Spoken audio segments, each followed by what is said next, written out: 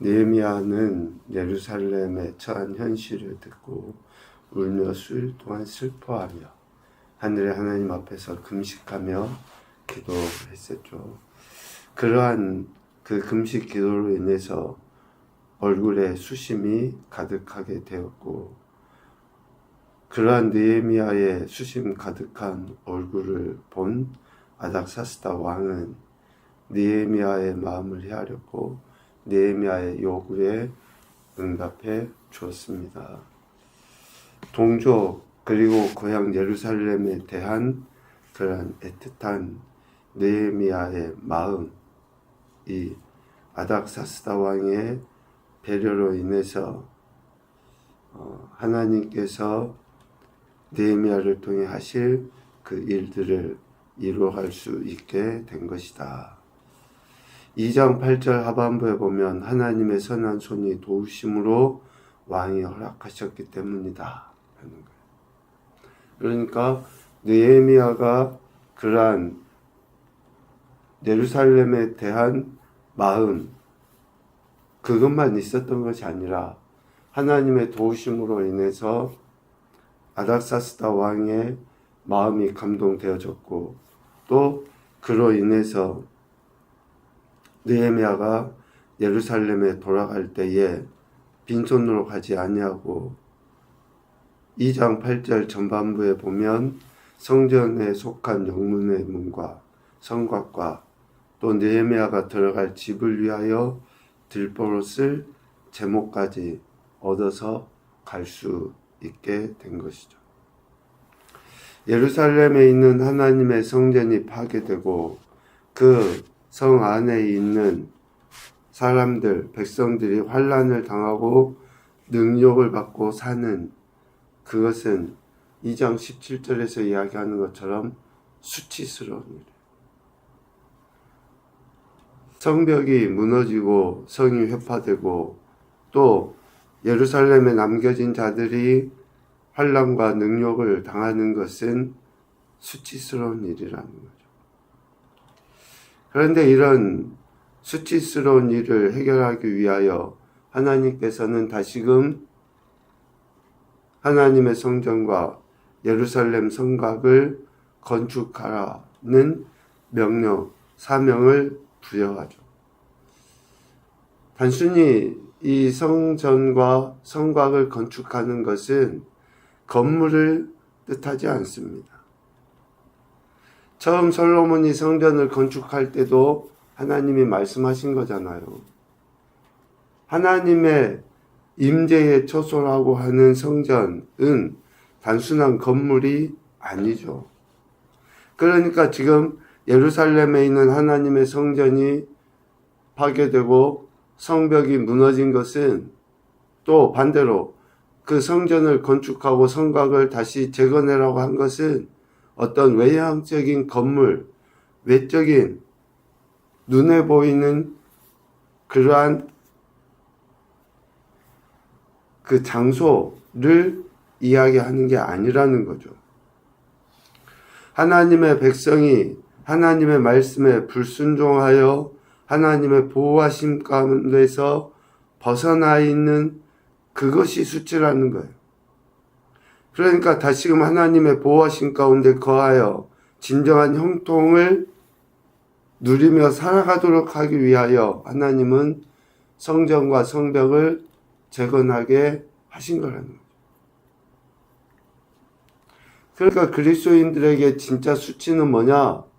하나님의 말씀대로 순종하지 아니하고 하나님의 뜻하심을 거부하고 사는 것으로 인해서 하나님의 보호를 받지 못하는, 세상에서는 출세하고 돈 많이 벌는지는 모르지만 하나님의 보호하심에서 멀어져 버리는, 하나님과의 친밀한 관계가 깨지는 그것이 진짜 수치라는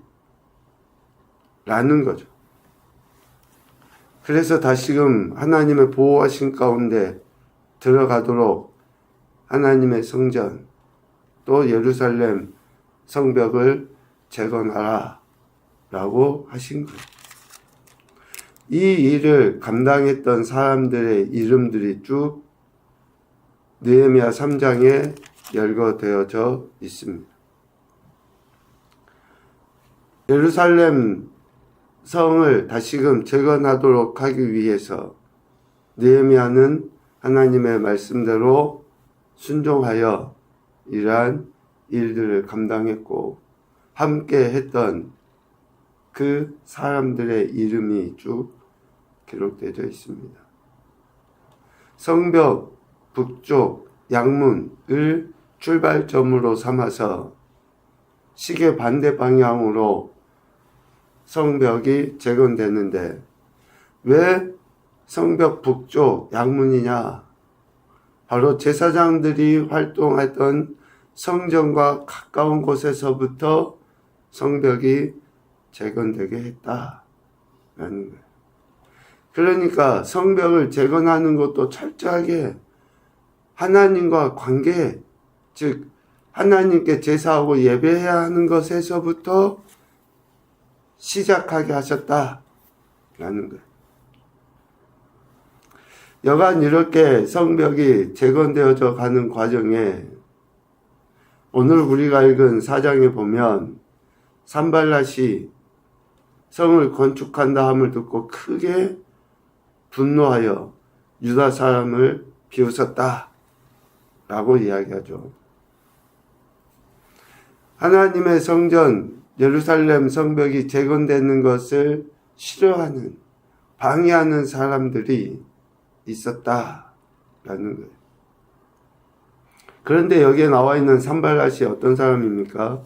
2장 10절 말씀에 보면 호론 사람 산발랏과 종이었던 암몬 사람 도비야가 느헤미야가 예루살렘에 돌아오는 모습을 보면서 느헤미야에 대해서 이렇게 이야기했던 거예요. 이스라엘 자손을 흥왕하게 하려는 사람이 왔다. 그러니까 자신들은 예루살렘을 회파하고 무너뜨리고 성벽이 재건되지 못하도록 방해할 목적을 갖고 살아가는데 자신들과 반대되는 예루살렘을 이스라엘을 흥왕하게 하려는 사람이 왔다 라고 생각하고 심히 근심했던 사람 아닙니까? 그 사람이 이제는 근심을 넘어서 크게 분노해요. 그 분노함이 어떻게 나타납니까? 비방과 조롱의 말, 비웃음의 말로 나타나요.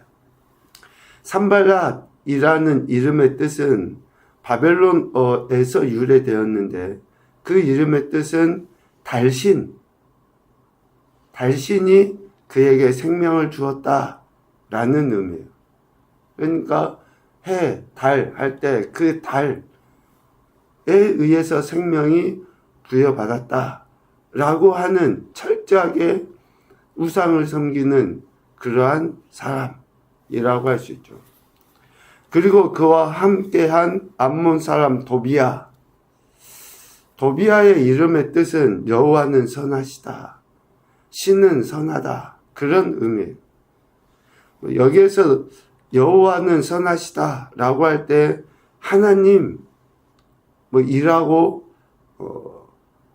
이야기하는 사람들도 있는데 크게 보면 그냥 신으로 보는 것이 조금 더 맞을 것 같아요. 또 자기 형제들과 사마리아 군대 앞에서 느헤미야와 이스라엘 백성들을 폄하하는 발언을 그렇게 산발랏과 도비야가 한 거예요. 어떻게 폄하합니까? 2절에 보면 유다 사람들을 미약한 유다 사람들이라고 이야기해요. 미약하다라는 그 말은 쇠퇴했다 그런 의미잖아요. 그러니까 나무가 시들어 말라 비틀어져 버린 것과 같은 그러한 존재로 유다 사람들을 취급해요. 그러니까 미약해서 아무것도 할 수 없는 존재다. 무슨 일을 유다 사람들이 하는 일이 무엇이냐? 또 스스로 견고하게 할 수 있느냐? 너희가 제사를 드릴 수 있겠느냐? 또 지금 하는 일을 하루에 마칠 수 있느냐? 불탄 돌을 흙무더기에서 다시 일으키는 것뿐이다 라고 하는 비아냥 섞인 그러한 말로 비방하고 비웃고 조롱합니다. 이들의 이러한 비하의 말은 결국 하나님을 비방하고 조롱하는 것이죠. 또 암몬 사람 도비아는 어떤 이야기를 합니까? 지금 유다 사람들이 건축하는 그것은 돌 성벽은 여우가 올라가도 곧 무너지게 될 것이다. 이스라엘 백성들의 성벽 재건에 대해서 아무런 쓸모없는 헛된 일에 불과하다. 여우 한 마리가 그냥 밟아도 무너져 버릴 것과 같이 아무런 성벽으로서의 역할을 할 수 없다라고 조롱하고 폄하하죠. 이때 느헤미야는 저들의 그런 조롱과 비방, 비웃음, 폄하의 이야기를 듣고 하나님께 간절히 호소하고 기도합니다. 4절 우리 하나님이여 들으시옵소서. 우리가 업신여김을 당하고 있습니다. 우리가 업신여김을 당하고 있습니다. 이 이야기는 결국 우리를 택하신 하나님의 이름이 산발락과 도비아로 인해서 또 방해하는 사람들에 의해서 만홀히 여김을 받고 있습니다. 하나님의 이름. 지금 그 기도로 하나님께 호소하는 거죠. 하나님께서 명령하시고 또 순종한 사람들에 의해서 성벽이 재건되고 있음에도 방해하고 조롱하는 그러한 사람들, 그들로부터 하나님이 친히 보호하셔서 성벽 재건이 완성될 수 있도록 기도한 것입니다. 이러한 멸시, 조롱에 느헤미야가 기도하죠. 기도의 내용은 4절 하반부입니다. 업신여김 받은 대로 하나님께서 갚아주시길 기도해요. 그들이 택하신 백성을 조롱하는 것, 하나님을 만홀히 여기는 것으로 하나님께서 친히 갚아주시기를 기도하죠. 또 5절에 이야기합니다. 건축을 방해하는 것을 덮어두지 마십시오. 그대로 내버려 두지 말고 그들의 죄를 그대로 갚아야 된다는 거죠. 얼마나 치욕적인 그러한 모습입니까? 그런데도 느헤미야는 하나님의 은혜를 구하며 그들의 죄를 용서해서는 안 된다 라고 단호하게 이야기합니다. 방해하는 세력들의 조롱, 멸시가 있음에도 느헤미야와 또 그와 함께한 사람들은 자발적으로 자신들이 감당해야 될 일들을 합니다. 6절에 보면 이는 백성이 마음 들여 일을 하였음이니라 라고 이야기해요. 마음 들여. 참 의로운 일, 또 하나님이 기뻐하시는 일들을 하려 할 때에 좀 누군가 싫은 소리 하고 또 비방하면 어때요? 에이, 안 하고 말지. 내가 이런 소리 들으면서까지 해야 돼? 그런 생각이 들잖아요. 그런데 느헤미야나 그와 함께한 사람들은 마음을 들여 일을 했어요. 더 적극적으로, 어쩌면 자발적으로 그 일을 감당하려 했다라는 것이죠. 이렇게 하나님의 도우심 가운데 또 헌신하는 이들로 말미암아 성벽이 재건되고 있습니다. 그런데 반대하는 사람들이 포기할까요? 그렇지 않아요. 정말 끈질기게 악한 것들은, 거짓은, 우리를 유혹하는 것은 수만 가지의 방법으로 깨이고 유혹하고 비방하고 조롱해서 포기하게 만들어요. 정말로 악합니다. 수없이 많은 갖가지의 거짓과 유혹으로, 비방으로. 산발락과 도비아 또 아라비아 사람들 계속 그래요. 암논 사람들, 아스돗 사람들이 예루살렘 성이 중수되어 그 허물어진 틈이 메워지도록 한다는 소식을 듣고 심히 분노해요. 7절. 이러한 분노로 인해서 계속 예루살렘을 치고 그것을 요란하게 하자는 꾀를 냅니다. 8절. 이때에 느헤미야는 계속 하나님께 기도하죠. 그리고 기도할 뿐 아니라 9절 말씀에 보면 파수꾼을 두어 주야로 방배해요. 자, 기도 당연히 필요하고 하죠. 그런데 느헤미야가 보인 태도가 뭡니까? 파수꾼을 세우는 거예요. 왜?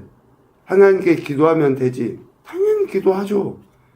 그런데 기도와 더불어 지금 느헤미야와 이스라엘 백성들이 실제적으로 또 취해야 될 태도가 있잖아요.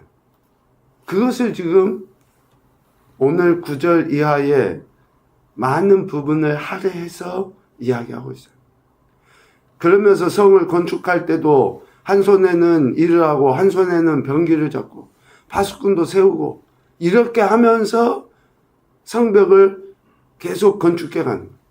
기도만 하고 입만 벌리고 있는 것이 아니라 실제적으로 파수꾼을 세워서 대적들이 오는지 아니하는지 또 건축을 해가면서 짐을 나르면서도 한 손에는 짐을 들고 한 손에는 병기를 잡아서 하나님이 자신들에게 맡기신 사명을 감당하기 위해 완수하기 위하여 힘쓰게 되는 것을 보게 됩니다.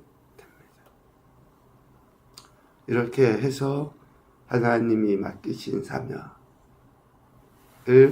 감당해 가는 그러한 느헤미야와 이스라엘 백성들의 모습을 보게 됩니다.